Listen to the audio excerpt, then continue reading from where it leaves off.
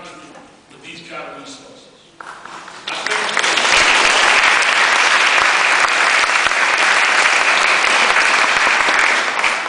I think when we look at countries far less industrialized, far less resourceful, and they can take care of health care of their citizens if we can't. And in fact, we have over 50 million people uninsured.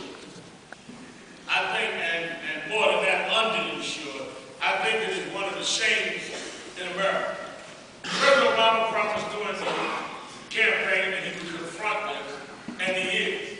Clearly, there are those that represent big business interests, the pharmaceutical companies, the insurance companies, that are fighting in every way they can to stop any kind of health reform at all.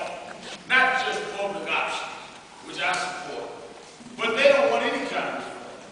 To think that people would fight against grandmothers being able to buy their medication at rates they can afford. Literally, there are some senior citizens in this country, literally, they have to choose between their rent 1 month and their medicine the next month. To sit up in a nation as wealthy as this and do that to your grandmother is probably some of the most insensitive, if not wicked, behavior that one can make. So, when one asks the critics of the health care plan, well, what is your way of insuring all these people? All they know is what they don't want. And that is they don't want anything that will reduce the profit margin of the pharmaceutical company and insurance companies.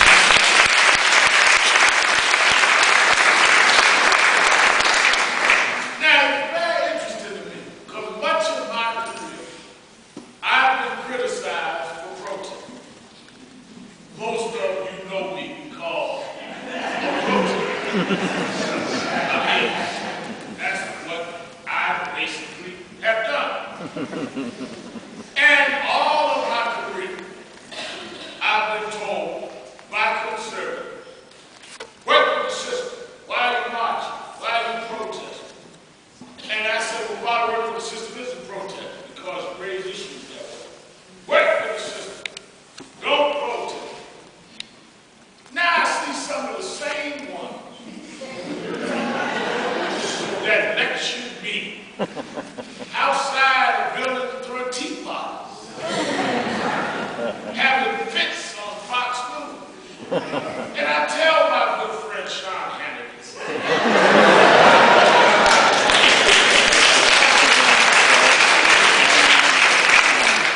and Brother Rush,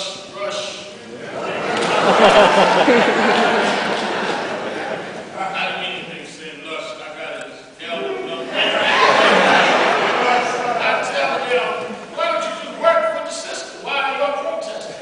Can you imagine people that made a career, built a network out of silencing the dissent of the anti-Iraq war movement and the dissent of those of us in civil rights, now calling protests and having national marches and all kinds of things. Now, first of all, I defend the right to have it.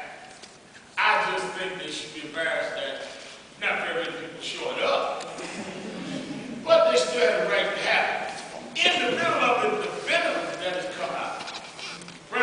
Former President Jimmy Carter said a couple weeks ago that some of the attacks on the president is based on race. Now, let me say this. I do not believe that everyone that disagrees with President Obama's health care plan is a racist. I don't believe that everyone that disagrees with his education plan is racist. I don't believe that everybody that voted against him was a racist. But if you're standing in front of the Capitol with a sign saying, send Obama back to Africa, that's racist.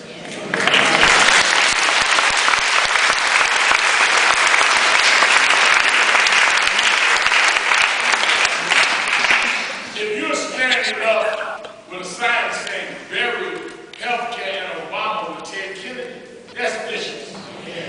And there is a line between disagreement and protest and racism and viciousness. And this debate has gotten very ugly and vicious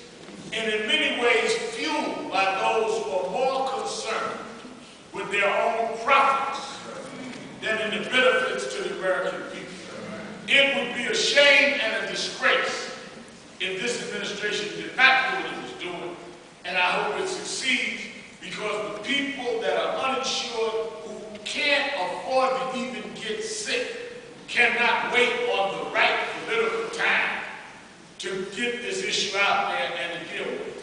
There's never been a time in history when people were seeking change and progress that it was considered the right time. Which brings me to my last